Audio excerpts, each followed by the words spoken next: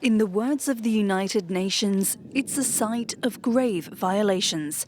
A new report says it's likely that multiple incidents of sexual violence, including gang rape, occurred at the Nova Music Festival and other locations during the Hamas attacks on October 7.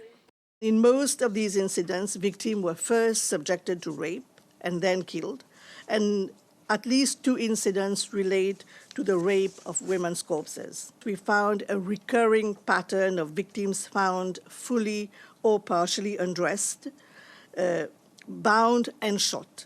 And we found that although circumstantial, such a pattern may be indicative of some forms of sexual violence. The report comes after a visit to Israel and the West Bank by UN staff in January and February.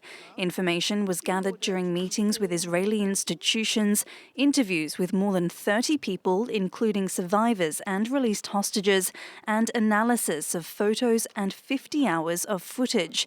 However, the team was unable to speak to any victims of sexual violence themselves. The report also says there was clear and convincing information that some of the hostages taken to Gaza were subject to rape and sexualized torture. We also have reasonable grounds to believe that such violence may still be ongoing against those still held in captivity. This finding does not in any way legitimize further violence, but actually reinforces the need for an urgent ceasefire. On Monday, Israel criticized the timing of the report, saying it took the UN 5 months to finally recognize sexual crimes committed on October 7.